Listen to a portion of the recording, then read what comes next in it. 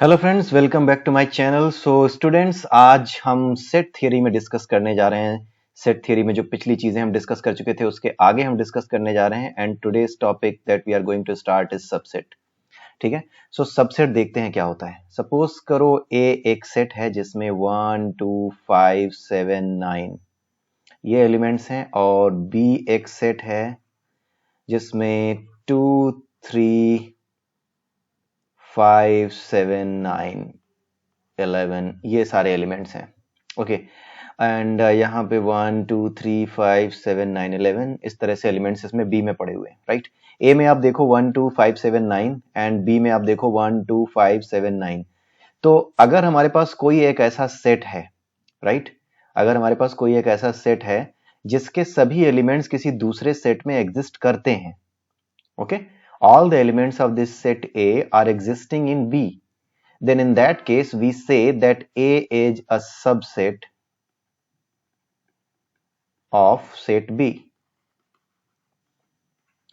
Set A is a subset of set B and we represent it like A is a subset of B. Something like this. This is the representation of A is a subset of B.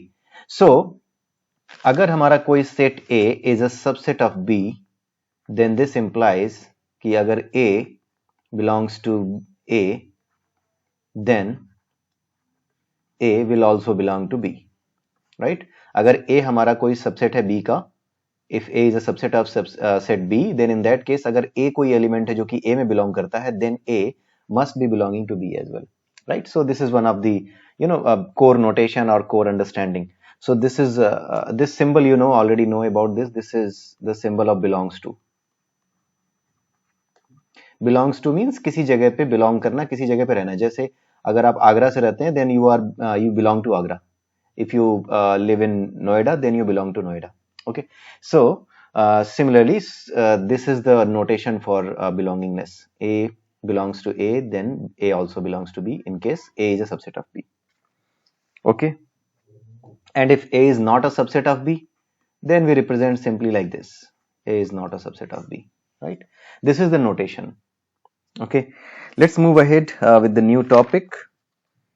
The new concept related to the subset. So the first rule, few of the rules that you need to remember is rules 1, every set is a subset of itself. इसका मतलब क्या हुआ कि जितने भी set हैं, जैसे A है, A के अंदर 1 2 3, राइट, ये एलिमेंट्स हैं, तो A is a subset of A. Every set is a subset of itself, right? Because all the elements of A are in A. So in other words, every set is a subset of itself. Okay? उसके अलावा दूसरा rule हम देखते हैं, rule 2, phi. हमने कल देखा था फाई या ये जो होते हैं, ये होते हैं हमारे empty sets, right? Empty sets. Please remember that empty sets are subsets of every set. दुनिया में जितने भी सेट बन सकते हैं उन सब सेट्स का सबसेट जो है फाई यानी एम्प्टी सेट होता ही होता है। Phi is the subset of every set. Okay, phi means empty set. Empty set को ऐसे दिखाते हैं या फिर फाई से दिखाते हैं। एम्प्टी सेट मींस ऐसा सेट जिसमें कोई एलिमेंट ना हो। इसका एग्जांपल क्या था? A student which is studying in both 9 and 10. This was the example that we taken, right? So एक स्टूडेंट दो क्लासेस में नहीं हो सकता, इसलिए ऐसा कोई भी सेट जिसमें ऐसे स्टूडेंट्स लेना चाहें जो कि दोनों क्लासेस में पढ़ रहे हो, so that set will be N empty set because उस क्राइटेरिया को कोई भी फुलफिल नहीं करेगा, राइट? और एक चीज मैं आपको और बता दूं, कल हमने जो सेट नोटेशंस देखे थे, लाइक एक नोटेशन था set builder notation, right? Set builder x such that x is an integer, something like that, right? So ये जो नोटेशन है ना, ये सबसे ज्यादा यूज होगा आपके अलजेब्रा में। आप हायर स्टडीज में जब जाएंगे तो वहां पर भी इसी चीज का बड़ा इंपॉर्टेंस मिलेगा आपको, राइट? सो सेट थ्योरी को बहुत ही मॉडर्न अलजेब्रा के पर्सपेक्टिव से आप अभी से अपना बेस बहुत स्ट्रांग रखिए, बिकॉज ये चीजें आपको बार बार इवन कंप्यूटर साइंस में भी हर जगह आपको ये चीजें मिलती ही रहेंगी, right? There is nothing new कि ये ना मिले। Okay, Okay, now we discuss about rational numbers. हम डिस्कस करेंगे set of rational numbers. It's a very important set. Rational numbers का सेट और इसके सबसेट्स, राइट. ये बहुत ही इंपॉर्टेंट है. पहले रेशनल नंबर हम समझ लेते हैं होते क्या है, राइट. सपोज आपने नंबर लाइन तो देखी होगी. ये एक नंबर लाइन आपने बना दी. यहाँ पे मान लीजिए 0 है, यहाँ पे आप 1 लेते हैं, यहाँ पे आप 2 लेते हैं, राइट. अगर ये एक इंटीजर लाइन हो, लाइन ऑफ इंटीजर्स हो, तो 1 और 2 के बीच में कोई इंटीजर नहीं है, राइट. बट जो हमारा रियल नंबर होता है, ठीक है, यहाँ पे सेट ऑफ रियल नंबर्स होना चाहिए. It's not rational number. Rational number is a type of real number, right. So हम यहाँ पे रियल नंबर्स की बात कर रहे हैं. जब हम रियल नंबर्स की बात करते हैं, then 1 and 2 these are real numbers. But apart from that 1 and 2 के बीच में, इसके बीच में यहाँ पे there are infinite numbers, infinite number of real numbers,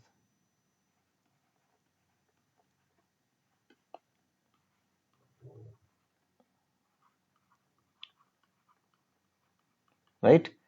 सो एक और दो, अगर दो नंबर हैं तो इन दोनों के बीच में इंटीजर कोई नहीं है. बट अगर हम रियल नंबर्स की बात करें, then there are infinite number of real numbers. कैसे?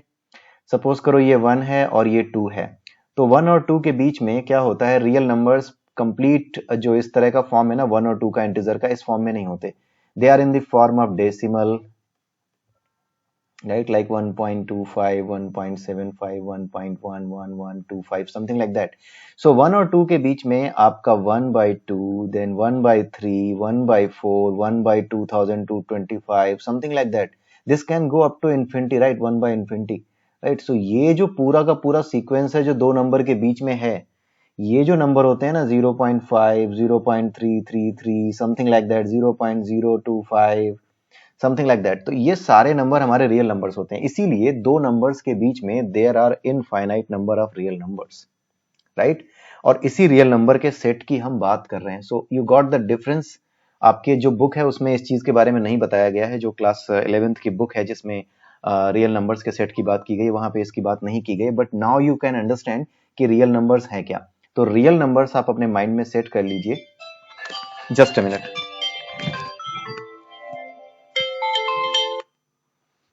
सॉरी. सो रियल नंबर्स आप अपने माइंड में सेट कर लीजिए. एंड उसके बाद जो है आप जो है दूसरी चीजें जो हम डिस्कस करने जा रहे हैं, सबसेट ऑफ रियल नंबर्स, ठीक है, उसके बारे में डिस्कस करेंगे. ठीक है, ओके. सो पहले हम देखते हैं अलग अलग तरह के सेट्स. ओके, एक सेट बनाते हैं नंबर्स का, नेचुरल नंबर्स का, right. Natural numbers is like 1, 2, 3, 4 up to infinite. उसके बाद आता है हमारा सेट ऑफ इंटीजर्स. इंटीजर्स के सेट में -3, -2, -1 and then 0, then 1, 2, 3, something like that, infinite. Minus infinite से प्लस इनफाइनाइट तक ये जितने भी नंबर हैं, ये z, ये इंटीजर्स हैं.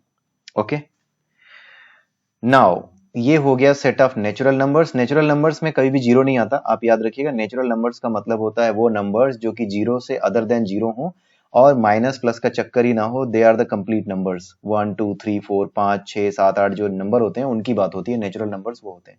जेड होते हैं ये कंप्लीट नंबर्स. ओके, अब हम बात करते हैं रेशनल नंबर्स की.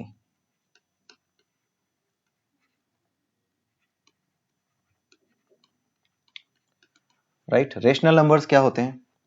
रेशनल नंबर्स का सेट ना हम क्यू से दिखाते हैं. जैसे इंटीजर्स का सेट हमने जेड से दिखाया, नेचुरल नंबर्स का सेट हमने एन से दिखाया, उसी तरीके से रेशनल नंबर का सेट हम क्यू से दिखाते हैं. ओके, सो क्यू से जब हम दिखाते हैं तो रेशनल नंबर की डेफिनेशन आप देख लीजिए. X such that x is equal to p by q, right. हमारा जो एक्स होगा उसकी वैल्यू पी बाई क्यू के बराबर होगी, right, where p and q both belongs to z. P और क्यू दोनों जेड को बिलोंग करते हैं, यानी इंटीजर्स के सेट को बिलोंग करते हैं. एंड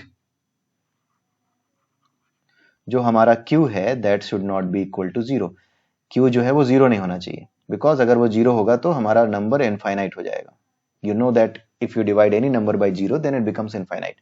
ओके, सो ये जो प्रॉपर्टी फॉलो करता है सेट, उसको कहते हैं रेशनल नंबर का सेट। और आप ये समझ सकते हैं कि जो रेशनल नंबर है ना, दिस क्यू, रेशनल नंबर का जो सेट है, it is a subset of R real numbers. Real numbers हमने देखे ना, ये वाले जो ये हम डिस्कस कर रहे थे, ये रियल नंबर है। तो हमारा जो रियल नंबर का सेट है, उसके आगे हमारा जो रेशनल नंबर का सेट होगा, उस केस में रेशनल नंबर का सेट जो है वो हमारा रियल नंबर का सबसेट होगा। बिकॉज एवरी रेशनल नंबर, ये जो हमने रेशनल नंबर की डेफिनेशन दी है ना, वो हर बार इसमें फिट नहीं होगा। जो रियल नंबर्स की डेफिनेशन है, कुछ ही एलिमेंट्स हैं जो फॉल करेंगे इस कैटेगरी को। P by q, p q belongs to z, कुछ ही फॉल करेंगे, राइट? सब फॉल नहीं करेंगे। तो ऐसे सभी नंबर जो कि इस कैटेगरी में फॉल करेंगे, x such that x is equal to p by q, ये सारे के सारे इस सेट में तो होंगे। लेकिन इस सेट में जितने भी हैं, यानी ये सारे के सारे q में जितने भी एलिमेंट्स होंगे वो सब r में तो होंगे, लेकिन r में जितने भी एलिमेंट्स होंगे वो जरूरी नहीं है कि वो सबके सब इसको फॉलो करें। And you can easily understand it, right? यहाँ पे अगर डेसिमल नंबर हुआ जिसे डिवाइड कर रहे हैं, then it's not an integer, right? So ये सारी चीजें आपको समझनी पड़ेंगी, राइट? सो इस वजह से क्या है कि ये जो हमारा q है, जो रेशनल नंबर है, that will become a subset of real number. Okay, rational number is a subset of real number. उसके अलावा क्या है जो हमें ध्यान रखने वाली चीज है? उसके बाद हम देखते हैं इर्रेशनल नंबर्स।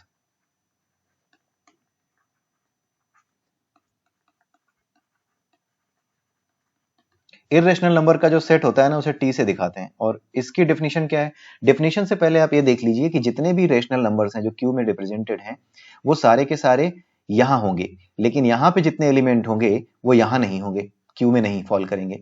तो जो एलिमेंट आर में ऐसे रह गए जो कि क्यूब की कैटेगरी, क्यू की डेफिनेशन को फॉल नहीं करते, क्यू की डेफिनेशन को, क्यू में जो डेफिनेशन दी गई है सेट की, उसके एलिमेंट की डेफिनेशन को सेटिस्फाई नहीं करते, वो सारे के सारे कौन से नंबर होंगे? Irrational number, right? सिंपल सा है, जो कुछ क्यू में नहीं है बट आर में है, that is irrational number, right? दो तीन चीजें आपको याद रखनी पड़ेंगी, वो मैं नोट करा दे रहा हूं। याद क्या रखनी पड़ेंगी? It's very simple, you can easily understand it, right? So T यानी इर्रेशनल नंबर की डेफिनेशन हम देखते हैं। इर्रेशनल नंबर कौन से होते हैं? X such that x belongs to R but x does not belong to irrational numbers, sorry, does not belong to और, सॉरी, क्यू। ओके, ऐसा कोई भी नंबर जो कि क्यू की डेफिनेशन को सेटिस्फाई ना कर रहा हो बट आर में बिलोंग करता हो, that is known as irrational number. Okay, so पहला रूल तो आपको यहां पे ये याद रखना पड़ेगा कि जो नेचुरल नंबर का सेट है, that is always a subset of Z, which means integer, right? आपने देखा नेचुरल नंबर्स में केवल 1 2 3 4 ये आ सकते हैं, सारे पॉजिटिव नंबर्स, केवल पॉजिटिव नंबर आ सकते हैं। और जो हमारा एन है और जो हमारा जेड है, उसमें नेगेटिव पॉजिटिव सब आ सकते हैं। इसलिए एन यानी कि जो हमारा नेचुरल नंबर का सेट है, that becomes a subset of Z, the subset of integer, right? And similarly z जो हमारा integer है, that is a subset of q, rational numbers. Okay, rational numbers का भी set होगा because 3 by 1 it's also 3, so it's also a rational, it's also a real number, right? Rational number, right? So that is why z जो होगा वो हमारा q का क्या होगा? सबसेट होगा, right? और तीसरी चीज है q, वो हमारा r का सबसेट होगा, यानी रियल नंबर का सबसेट होगा, ये भी हमने देख लिया। Then 4, t will be a subset of rational number, a real number, ये भी आपने देख लिया। बिकॉज t और q, जो कुछ t में है वो q में नहीं है, इसलिए q एंड t कैसे हैं? कल हमने एक सेट डिस्कस किया था, डिसजॉइंट सेट्स। ऐसे दो सेट्स जिनका कोई भी एलिमेंट एक दूसरे में एग्जिस्ट ना करता हो, वो दोनों सेट्स क्या कहे जाते हैं? Disjoint sets. So rational number और इर्रेशनल नंबर के जो सेट्स हैं, they are disjoint sets. This can also be asked in the examinations whether this statement is true or false. So in that case, you need to take care of that. And one more important thing, the natural number is not a irrational number, not a subset of irrational number, right? जितने भी natural number हैं वो सारे के सारे irrational number का subset नहीं होते. Okay, so this you need to understand. कुछ एग्जांपल्स हैं रेशनल इर्रेशनल नंबर्स के. √2 है, √5 है, these are all irrational numbers. आगे जो चैप्टर्स आएंगे उसमें हम इनका प्रूफ देखेंगे, right? There will be more chapters ahead, वहां पे हम देखेंगे। अभी ये चीज आपको यहाँ पर एक चीज आपको ये आप जो है प्रूव अभी आप नहीं करके देख पा रहे होगे कि किस तरीके से ये है, but later on we will see that as soon as we move ahead, because इस चैप्टर का ये टॉपिक है नहीं कि हम इसको इस तरीके से प्रूव करें कि why the natural numbers are not the subset of irrational numbers. Okay, so this is how you need to understand it. And now before we move ahead, let's take an example of subset. Suppose there is a state Sm St, right? So x such that x is a female student of class 11A, and S, this is Sf, and St, x such that x is a student of class 11A, right? So SF contains the female students of class 11A and ST contains all the students of class 11A. So obviously SF is a subset of ST, right? Because जितने भी students होंगे SF में जो female student है वो ultimately they are the student of the class 11A. So that's why SF is a subset of ST, right? So ये चीज आपको याद रखनी पड़ेगी, याद कर रखनी पड़ेगी। You need to understand it. Okay, अब हम एक और एग्जांपल ले सकते हैं, बट आई होप कि वो लेने की जरूरत नहीं है, बट स्टिल चीजों को क्लियर करने के लिए इट विल बी फाइन। हमारे पास 4 सेट हैं। एक सेट है फाई, दूसरा सेट है ए जिसमें हमारे 3 एलिमेंट्स हैं 1 2 3, बी है 1 5 9, ओके, एंड सी है हमारा 1 2 3 5 7 9। ओके, अब यहाँ पे कुछ चीजें हैं like phi is a subset of every set, right? ये तो आप जान ही रहे होगे, right? So phi is a subset of A, phi is a subset of B, phi is a subset of C, and phi is a subset of, okay, phi is a sub C तक ही है, sorry, ठीक है। सो ये चीज हुई। उसके अलावा आप देखें तो A is not a subset of, A is a subset of B और नॉट। A में 1 2 3 है, B में 1 5 7 है, सो A is not a subset of B। कई बार क्या होता है यहाँ पे आपको फिल अप द ब्लैंक्स करने को आ जाता है, तो वैसा ही कुछ क्वेश्चन है ये, बट बहुत सिंपल है। नाउ लेट्स सी A और C के बीच क्या रिलेशन है। Is A a subset of C? Let's see, 1 2 3 यहाँ पे है, 1 2 3 यहाँ पे, obviously A is a subset of C। B is a subset of C or not? आप देखो 159 यहाँ पे भी है, so B is also a subset of C, right? So इस तरह के क्वेश्चंस आपके उसमें आ सकते हैं। बहुत सिंपल है, इसको बताना भी नहीं चाहिए था मुझे, इट्स वेरी सिंपल। ओके, अब आई होप कि आपको रेशनल नंबर्स, रियल नंबर्स और जो आपके इरेशनल नंबर्स का सेट है वो आपको समझ में आ गया होगा। वो बहुत इंपॉर्टेंट है, आप उसको हमेशा रिवाइज करते रहिएगा, because that is very much important. And बहुत से जो आपके IITs में क्वेश्चंस आते हैं, अगर वो कॉन्सेप्ट्स आपका क्लियर है तो आपके बहुत से क्वेश्चंस वैसे ही आप सॉल्व कर पाते हो, सेट से रिलेटेड अगर आते हैं, क्योंकि रेशनल नंबर, रियल नंबर के अराउंड बहुत से क्वेश्चंस आते हैं, राइट? अब हम वापस आते हैं रियल नंबर और रेशनल नंबर पे। थोड़ा सा एक चीज और रह गई है रियल नंबर और रेशनल नंबर्स पे, सॉरी रियल नंबर्स पे, रियल नंबर के सेट पे। सो बीच में एक एक्सरसाइज करके हमने देख ली। अब हम वापस रियल नंबर्स के इंटरवल पे आते हैं। एक नया टॉपिक है, interval of real number set. Real number के सेट का इंटरवल क्या होता है? पहला जो होता है वो होता है close interval, right? Close interval हम ऐसे दिखाते हैं, like this, A, B।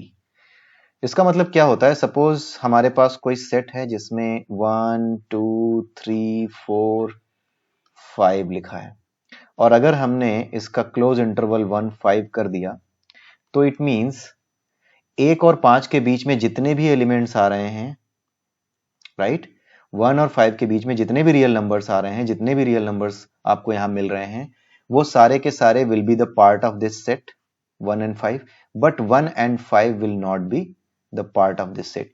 So A और बी का मतलब क्या होता है, बहुत ही ध्यान से इसको नोट कर लीजिएगा। Anything between A and B but not A and B, right, A और B नहीं होनी चाहिए but anything between A and B, ये होगा। A और B को इन्वॉल्व नहीं करना, उनके बीच जितने भी एलिमेंट्स हैं उनको इन्वॉल्व करके जो सेट बनेगा वो क्लोज इंटरवल का सेट बनेगा रियल नंबर्स का, राइट। अब दूसरे पे आते हैं, ओपन इंटरवल। ओपन इंटरवल बिल्कुल इसका उल्टा होता है, बिल्कुल उल्टा नहीं, थोड़ा सा एक्सटेंडेड हो जाएगा अगर, और हम इसको ऐसे लिखते हैं ए बी। इसका मतलब होता है एनीथिंग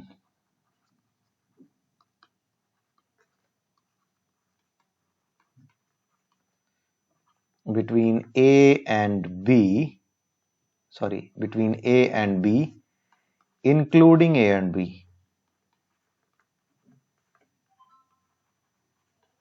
राइट। सो अगर हमारे पास कोई सेट है 1 2 3 4 5 और हम इसको लिखते हैं 1 5, सो 1 और 5 को भी इंक्लूड करना है 1 2 3 4 5। सो ये सारे के सारे एलिमेंट जो सारे के सारे रियल नंबर्स होंगे, ये सारे के सारे इस ओपन इंटरवल का पार्ट होंगे, right. So open interval is just a set, ये भी एक सेट को ही रिप्रेजेंट कर रहा है, राइट। एक तरीके से देखा जाए तो ये जो वैल्यूज है ना, इन सबका एक सबसेट बना दे रहा है। ए और बी को रखने वाला जो भी सेट है उसका एक सबसेट बना दे रहा है ये open interval and you know the closed interval, ठीक है। अब हम देखते हैं, ओपन और क्लोज हो गए, अब हम देखते हैं one sided closed and one sided open. One sided open और वन साइडेड क्लोज्ड एक ही बात है। अगर हम ऐसे लिखें A and B, I hope कि आपको अब समझ में आने लगा होगा। इसका मतलब क्या हुआ, include B but not A. A को इंक्लूड नहीं करना है, बी को इंक्लूड करना है, and all the values between A and B, right. A को इंक्लूड नहीं करना है, जहां पे ये क्लोज वाला लग गया ना वहां पे उस चीज को गायब कर देना है। अब ठीक इसी का उल्टा एक और होता है, ए एंड बी, ये क्या हो गया, include A but not B and include all the values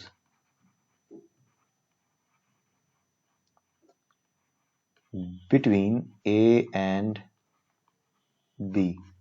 A और B के बीच में सारी वैल्यूज इंक्लूड करने वाला, A को इंक्लूड करने वाला बट B को इंक्लूड ना करने वाला। जिधर भी जिस साइड भी ये लग गया, सॉलिड दीवार लग गई, ये टेढ़ी वाली नहीं, ये सॉलिड, ये नाखून जैसा नहीं, ये कटा हुआ नेल जैसा जहां पे नहीं, ये जो बढ़िया वाली दीवार है ना, ये लग गई, वो गायब हो जाएगा। दोनों साइड लग गई तो दोनों वाले गायब हो जाएंगे, बीच वाले रहेंगे। So open close close open, आई होप कि आपको ये इंटरवल समझ में आ गए होंगे, राइट। अब जरा इनकी हम जो डेफिनेशन होती है सेट, जो लॉजिक, जो आपका सेट बिल्डर होता है उसके बेसिस पे देख लेते हैं। सेट बिल्डर फॉर इंटरवल्स कैसे बनाएंगे, सेट बिल्डर फॉर इंटरवल्स कैसे बनेगा।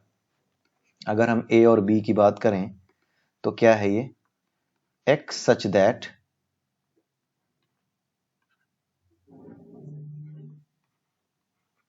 राइट, x a से बड़ा होगा, b से छोटा होगा, बट a और b को इंक्लूड नहीं करेगा, इनके बराबर नहीं होगा, राइट।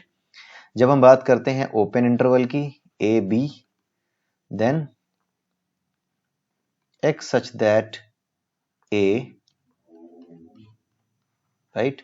तो x की वैल्यू a के बराबर भी होगी, उससे बड़ी भी होगी, b के बराबर भी होगी और उससे छोटी भी होगी, right.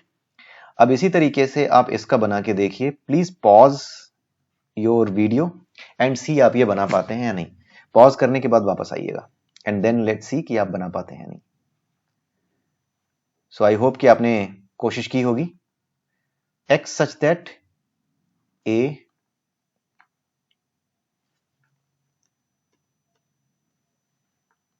and b, because b को इंक्लूड करना है, a को नहीं करना है। सो x will be greater than, always greater than a, बराबर कभी नहीं होगा a के, लेकिन x b के बराबर भी होगा और उससे छोटा भी होगा, राइट? छोटे भी वैल्यू हो सकती हैं और उसके बराबर भी वैल्यू हो सकती है।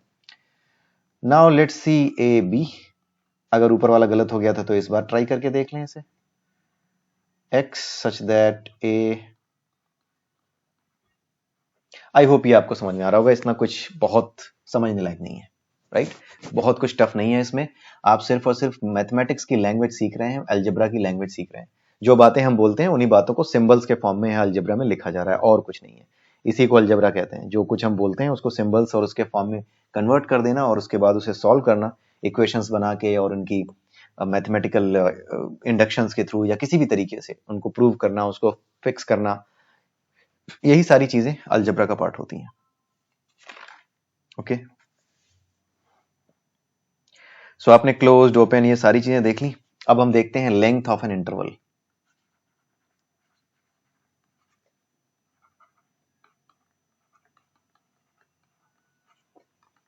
b minus A, right? b minus A, b से a को जब आप घटा देंगे then it is called the length of the interval. Okay, यहां पर अगर 1 है, यहां पर 5 है, तो 5 minus 1, the length is 4। Okay, तो ये चीज है, ऐसे निकाला जाता है। Now let's see what is the power set.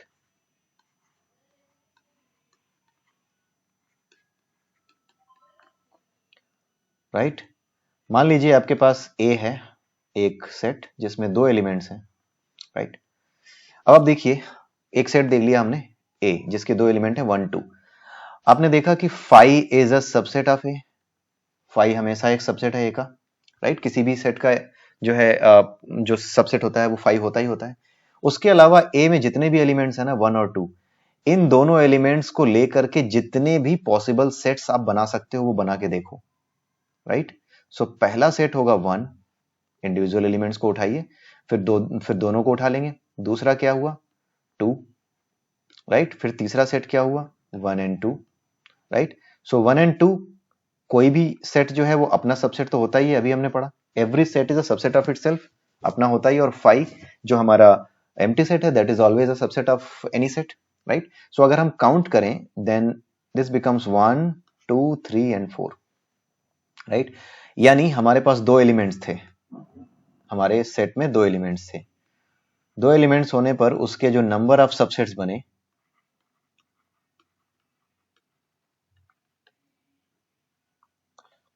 वो कितने बने? 4। 4 means 2 raise to the power 2। ठीक है, तो ये जो नंबर ऑफ सबसेट्स बनते हैं ना, एक सेट के सारे एलिमेंट्स को मिलाकर के जितने भी सबसेट्स बन सकते हैं, उन सभी सबसेट्स के सेट को, ध्यान से सुनिए, एक सेट के अंदर जितने भी एलिमेंट्स हैं, all the elements in the set, उन सभी एलिमेंट्स को लेकर के वन बाय वन लेकर के उनके कलेक्शन बना करके, उनके अलग अलग परम्यूटेशंस बना करके, ठीक है, जितने भी सेट्स आप बना सकते हैं उन सभी सेट्स के सेट को हम क्या कहते हैं? Power set of a set कहते हैं, right? So simple definition is the collection of all subsets, collection से बेटर है आप सेट यूज कीजिए, सेट वर्ड यूज कीजिए, सेट्स वर्ड यूज कीजिए। The sets of all sub the set sorry the set of all subsets, set use कीजिए, the set of all subsets of a particular set, एक set के जितने भी possible subsets हो सकते हैं, the set of all subsets of a particular sets all elements, एक set के जितने भी एलिमेंट्स हैं उन सबको लेकर के जितने भी पॉसिबल सबसेट्स बन सकते हैं, those possible subsets are known as the power set. तो ये सारे के सारे क्या हैं? पावर सेट हैं इसके, राइट? उसी तरीके से अब हम लेते हैं एक और एग्जांपल लेते हैं, a इज इक्वल टू 1 2 3। सो 5 तो होगा ही इसका, उसके बाद आप आइए 1, उसके बाद आप आइए 2, उसके बाद आपने बनाया 3, then you make like 1 2, then you make like 1 3, then you make it like 2 and 3, right? कितने हो गए? 1 2 3 4 5 6 7 and then there is one more 1 2 3, right? इन तीनों को लेकर के भी एक बनेगा। सो 8। सो कितने एलिमेंट्स थे? 3 थे, तो 2 raised to the power 3 is equal to 8. So all the power sets जो हम एक सेट के बनाते हैं, जितने भी पॉसिबल सबसेट्स बनते हैं एक सेट के एलिमेंट्स को लेकर के, right? Making the sets taking by taking the elements of a set, making all the possible subsets of a set by taking the elements of that set is known as the power set, are known as the power set. All these subsets which are made, they are known as the power set, right? And the number of elements in the power set is always 2 raised to the power n, where n is equal to number of elements in set, right?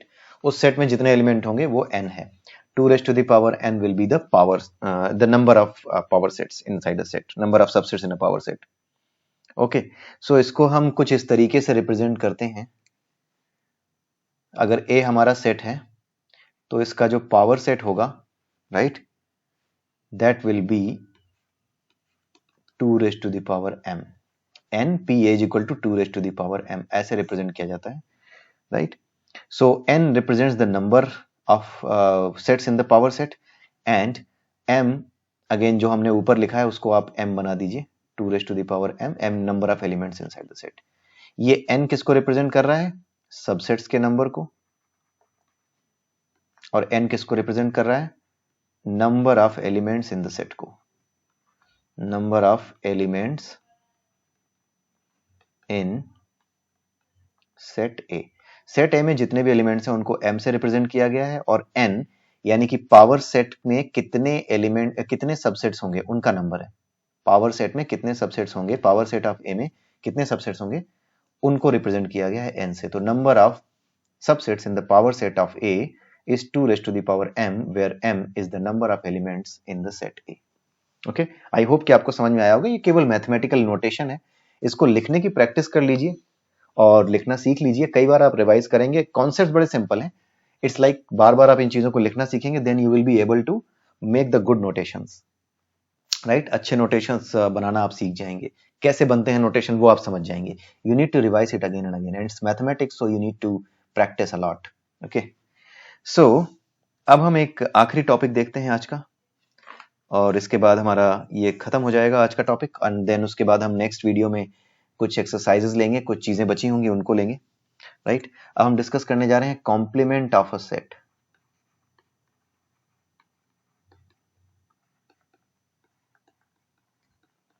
Right? आपको पता है universal set हमने किससे represent किया था? You से। Universal set क्या है? All possible sets in the world, दुनिया में जितने भी पॉसिबल सेट्स बन सकते हैं, लोगों के, कुत्तों के, बिल्ली के, जानवरों के, ऑल पॉसिबल सेट्स, राइट, उनका सेट है ये। Set of all possible sets, ये सबसे बड़ा सेट है you, universal set. Okay okay, हमने यूनिवर्सल सेट लिया, ओके, और यूनिवर्सल सेट में सारी चीजें हैं। सपोज हमने क्या लिया, एक सेट लिया ए, ए में कुछ ऐसे एलिमेंट्स ले लिए जैसे x such that x is an animal, right? A में ये हमने ले लिया x is an animal। सो ए में क्या होंगे? सारे एनिमल्स होंगे, राइट? जितने भी एनिमल्स होते हैं वो सारे होंगे, ओके। बट यू ये तो सारे सेट्स रखेगा, बहुत कुछ रखेगा। सो जो कुछ इसमें है ए में है, राइट, सॉरी, जो कुछ यू में है, यू में सब कुछ है बट ए में नहीं है। यू में है बट ए में नहीं है, which means U minus A, U में है ए में नहीं है, that is known as complement of set A.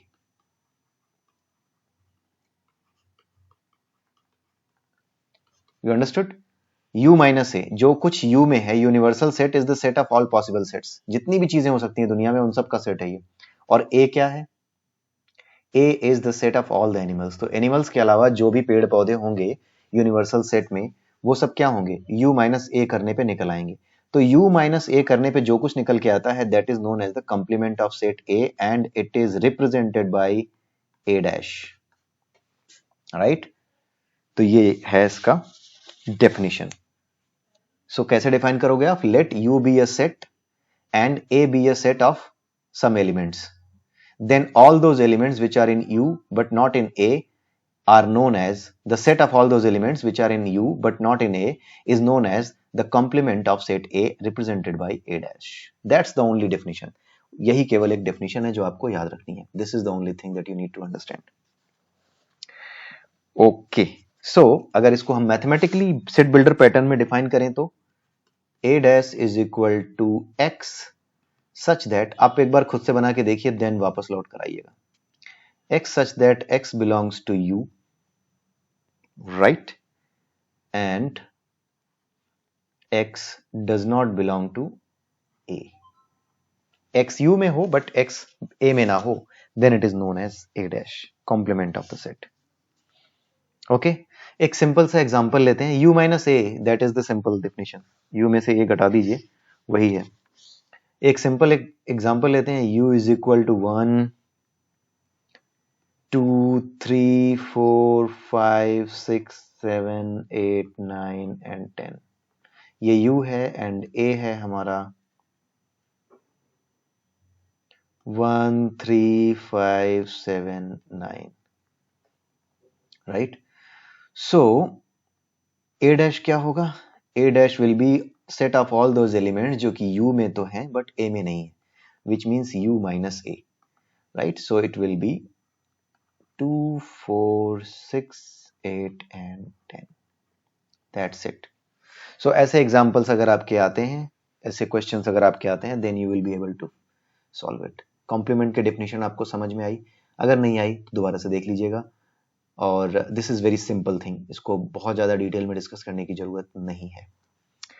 Okay, now one more property, एक चीज और देख लेते हैं जो याद करने की जरूरत नहीं है, आपको अपने आप अंडरस्टूड होनी चाहिए। कई बार ये चीजें एग्जामिनेशन में आ जाती हैं या फिर आपके दिमाग में ये आनी चाहिए जब भी आप किसी प्रॉब्लम को सॉल्व कर रहे हैं, और वहां पे अगर इस प्रॉपर्टी की जरूरत पड़े तो ये प्रॉपर्टी आपके दिमाग में आ जाए। So you should be prepared enough, और वो तभी होगा जब आप बार बार मैथमेटिक्स को प्रैक्टिस करेंगे। सो A is a subset of U, ये तो आप मानेंगे ही, जो कुछ U में है बट A में नहीं है, U माइनस A, राइट? सो वो A डैश बन जाता है। ओके, सो A में जो कुछ है वो U में तो है ही, इसलिए A is always a subset of U, right?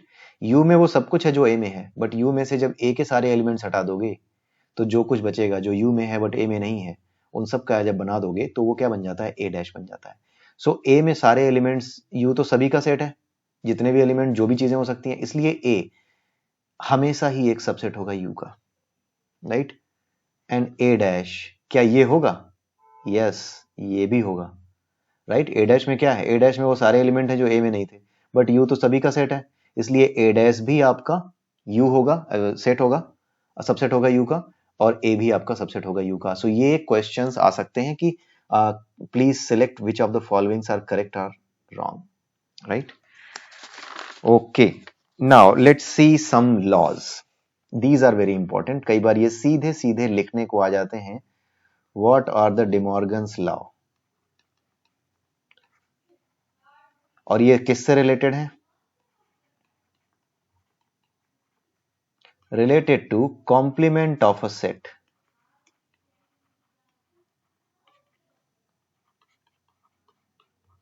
So complement of a set से रिलेटेड है ये डिमॉर्गन्स लॉ, राइट? आइए देखते हैं कौन कौन से हैं, और कई बार एग्जामिनेशन में सीधे लिखने को आ जाते हैं, please mention the De Morgan's law. और कई बार ऐसा भी आता है that there are few De Morgan's law given in the wrong manner, गलत दे दिया होता है, and find you need to find out which of the following are the correct De Morgan's law और which mentions the correct way of De Morgan's law.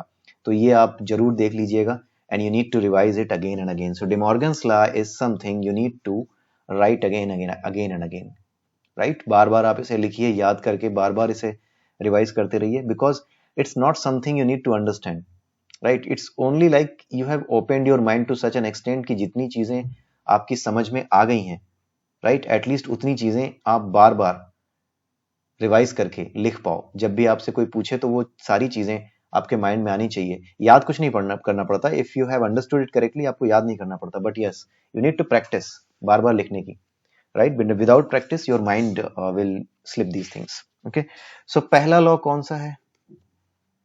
A union A dash is equal to U. Correct है, इसमें तो कोई दिक्कत ही नहीं है। A union A dash, ए में कौन से एलिमेंट्स हैं? जो ए के पास हैं। ए डैश में कौन से एलिमेंट्स हैं? जो यू के पास हैं। तो अगर इसका यूनियन करोगे तो ए और ए डैश दोनों के एलिमेंट मिल करके क्या बना देंगे? यू का ही तो सेट बना देंगे। That's it. तो पहला रूल ये था। दूसरा रूल क्या है? A intersection A dash. Intersection तो आपको याद ही होगा, पिछले वीडियो में पढ़ा था। अगर नहीं पढ़ा था तो जाकर के देख लीजिए। ये क्या बनाएगा? Phi, an empty set, right? Because A में जो कुछ होता है वो ए डैश में नहीं होता। ए डैश क्या होता है?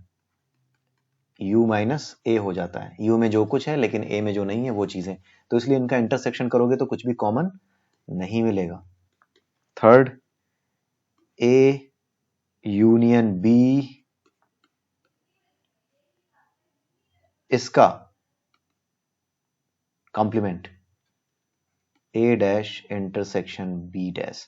नाउ दिस इज समथिंग जो कि प्रूव करने के लिए, समझने के लिए आपको ना a और b दो सेट्स लेने पड़ेंगे और एक यू सेट लेना पड़ेगा जिसमें कुछ एलिमेंट्स होंगे। उन्हीं से ए और बी के एलिमेंट्स बनेंगे। आप समझ रहे हैं कैसे लेंगे? आप एक यू लेंगे जिसमें ए और बी दोनों के एलिमेंट्स आपके पास वहां पे होने चाहिए, राइट? यू में ए और बी दोनों के एलिमेंट्स होंगे। ए जो बनेगा वो भी यू से बनेगा। A will be subset of U. B जो बनेगा वो भी सबसेट होगा यू का। अब आप ए यूनियन बी निकालिएगा, उसका कॉम्प्लीमेंट निकालिएगा। ए यूनियन बी का कॉम्प्लीमेंट का क्या मतलब है? U minus A union B. A union B में वो सारे एलिमेंट जो कि यू में तो हैं बट ए यूनियन बी में एग्जिस्ट ही नहीं करते, राइट?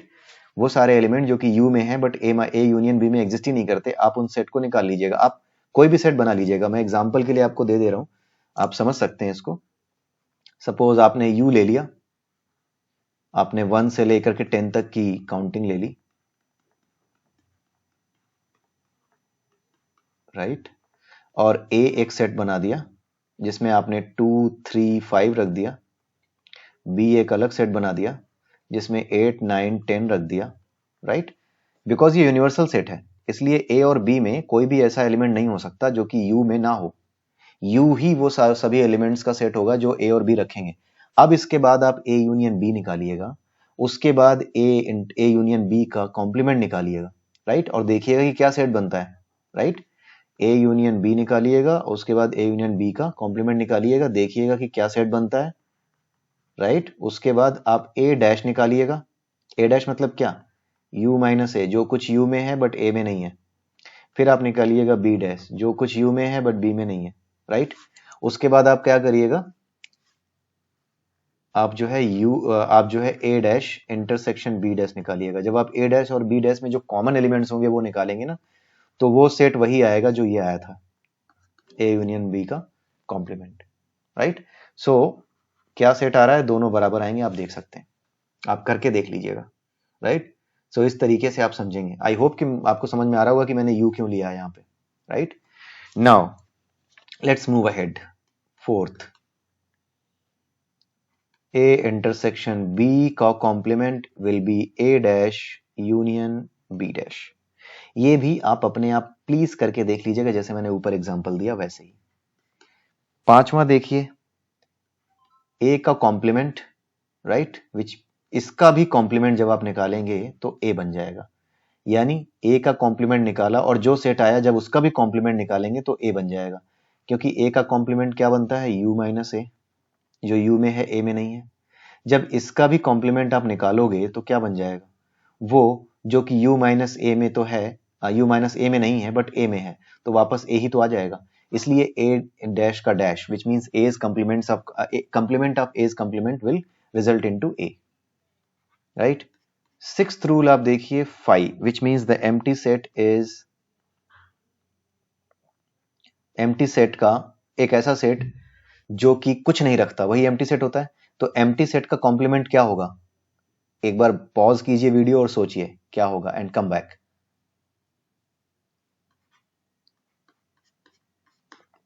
आई होप कि आपने सोच लिया होगा। And complement of universal set, ये क्या होगा?